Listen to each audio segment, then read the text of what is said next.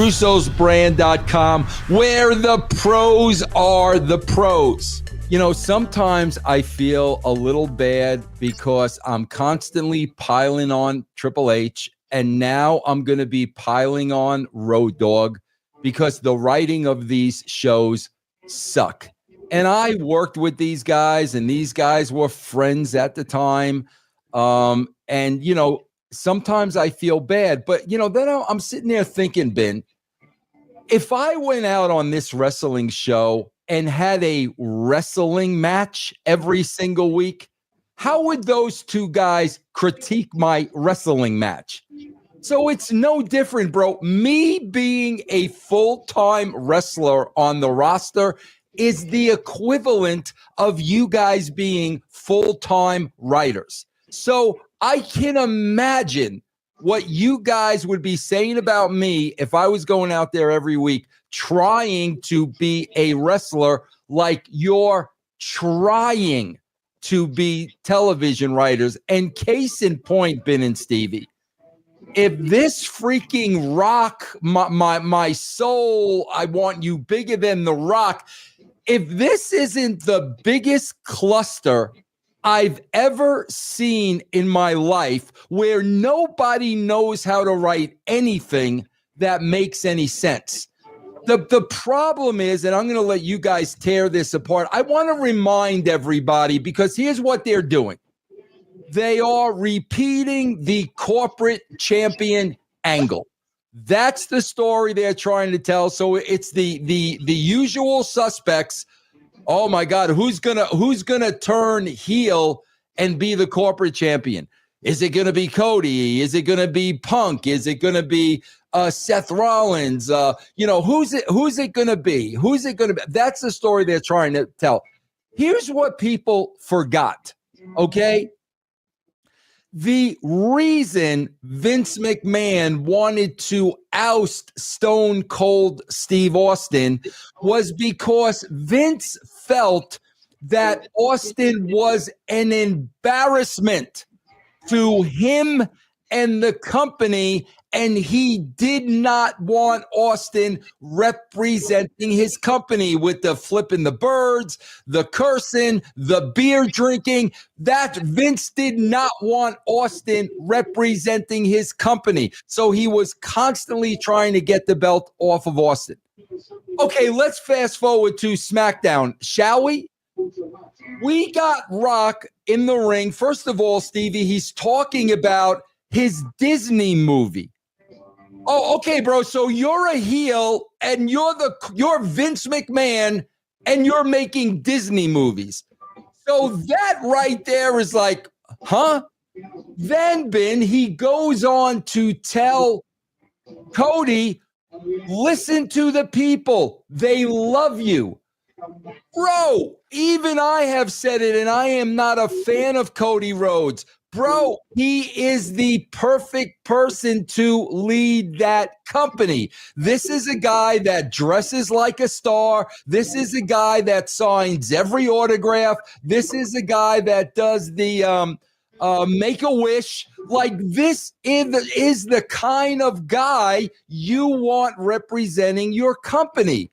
So we got Rock, who I guess is a heel, making Disney movies, telling Cody Rhodes how much the people love him, but Rock wants to make Cody Rhodes the evil emperor. Bro, I'm sorry, Ben, but you've got to explain that a little bit more to me, because that makes absolutely zero sense. I was just hoping for a bigger botch on with the lisp on Cincinnati. I mean, that's what I was looking for. Rock doesn't want to mess up his money, so he plays babyface for that type of stuff. And the fact of this is brilliant booking era, game era, Road Dogg era. We're announcing Rock 36 hours before we go live. That is a desperation call on a terrible build to WrestleMania to try and get people to tune in so you can save face with USA Network when you turn in a 1.4 and you're like, oh, what are you going to do? Why don't we have stars? Why don't we have stars? I'll get the Rock. We'll get the Rock here in 36 hours. Well, there was no build. There was no billboard from the week before to get people to tune in, to get buzz going. So right there, you failed. So how do you expect them to? We write this show a year in advance, and we're just going back and forth with these pleasantries. Well, I'm glad we're friends now. I can say your wife's name and your little girl's name, and our moms are friends. It's just like, where are we even going with any of this whatsoever? You were smashing his head into the side of a van trying to kill him, and that was the heat. Now it's, and this is where theory time comes in, and we're mentioning Ari Emanuel. I want to take your soul, all very Hollywood-esque, like temptations of buttering the guy right up. And then on the next show on Raw, CM Punk says right to the guy's face, I am Satan.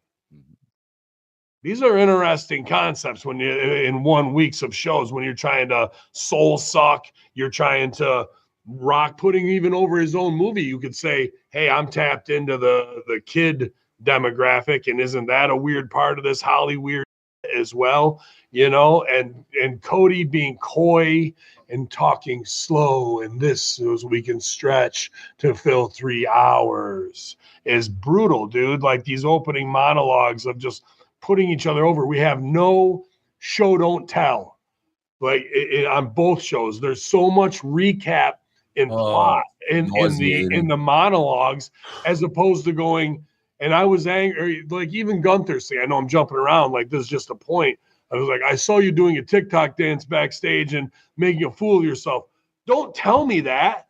Show me that. Show Gunther's disgust where he's walking in and they're over there trying to get over, and he just looks at him and is, you know what I mean? That then at least we're in on it, but you're just talking in these things that are plot instead of showing it. And this promo with Rock and him was no different, and leaves you scratching your head going, we didn't see a friendship budding between them. Right. We didn't get to see any reasons why they would have that mutual respect. It's just, we're over, guys, and you're the chosen one. And Ari Emanuel and the rest of the Hollywood elite that run everything, we're going to mention them too. Well, in any scene, in an improv scene, if you reference a character that's not on scene, that character better show up in the storyline. So Ari Emanuel better have a fucking part to play in this. Otherwise, we're just doing Hollywood stroke Satanism to some super elite. It's very strange to me, dude, of what's going on there. And Stevie, one of the things I'm talking about, then I want to hear your take on this. One of the things I'm talking about that Vince would never do is, my God, Stevie, if they aren't 1000% catering to their marks, they're talking about TKO, Ari Emanuel, Nick Khan.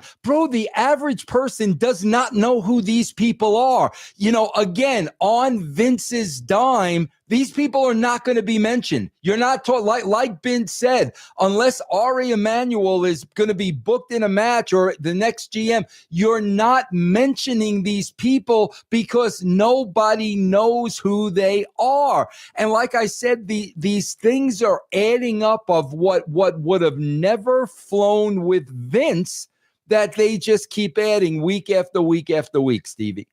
Yeah, they don't know, and nor should the fans even care who those names are, because how are they going to be paid off on TV? There's one more thing in the confusion between Rocky being a babyface and a heel.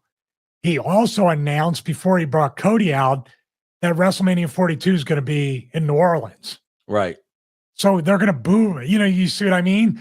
You're bringing WrestleMania back to New Orleans. We love you. We love The Rock in general. Disney movie. Then the Cody stuff is very, very confusing. I would say he might think he's a heel, because I don't know if you saw the ratio of the Snow White trailer with like 1.3 or 1.4 million dislikes. Yeah. So maybe Rock would be a heel doing a Disney movie. It's very much, it feels like everybody just pumping each other up for no good reason. And Cody looks like he's going to cry half the time too. I don't understand that. The emotion of, like, what's the, as Ben says, what's the Sophie's choice you need to make between being a babyface got you the world title. Right. So now if you lost the title and Rock is playing the devil in your ear to get the title back, isn't that a lot different than you got everything by being the good guy? What is where's the temptation? You Yeah, understand what I mean? And if he is a beloved champion, like why would The Rock want to replace him then? I mean, Rock makes it clear he's got stock in the company. He's got ownership in the company. He's on the board of directors. He's got stock options. He's putting Cody over as the people love you as my champion. Cody's doing everything that the company has asked him to do. Why do you want that guy replaced? The only thing could be is if Rocky thinks he could be a better representative of the company because he owns part of the company or he's a stockholder. That was the part. There's a weird thing over the past 2 years, last year and this year, with these sudden shifts right before WrestleMania. You notice that? Like, yes. Usually it's cemented right after the Rumble and we're on the run. And that's what we're building towards. Now we get twists and turns, but not for the benefit of keeping people guessing, okay, well, who's going to win?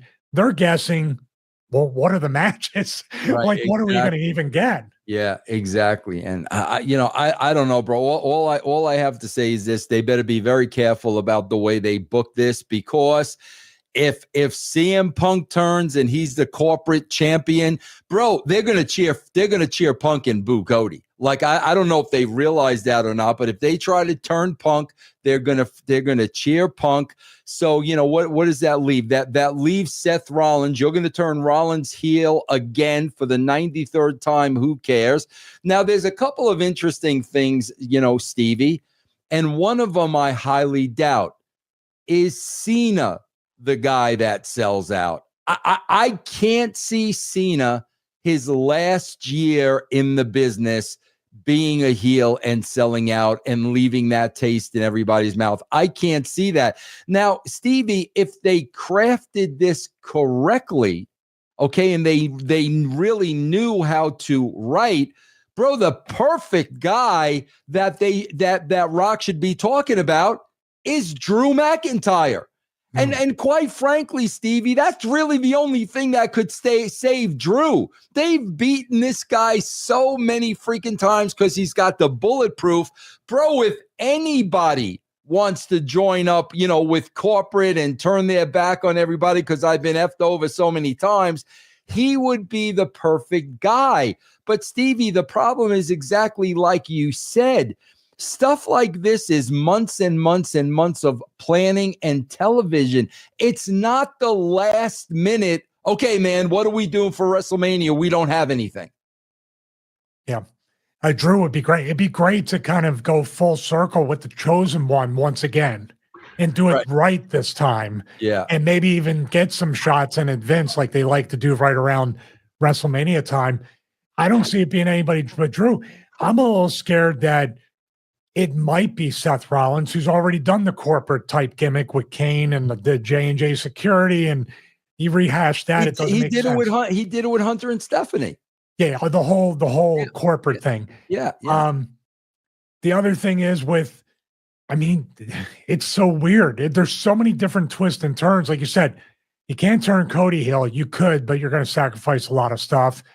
Punk turning heel will get Punk cheered. Yep. Seth turning heel will be, well, you're a Paul Orndorff. You just keep switching back and forth.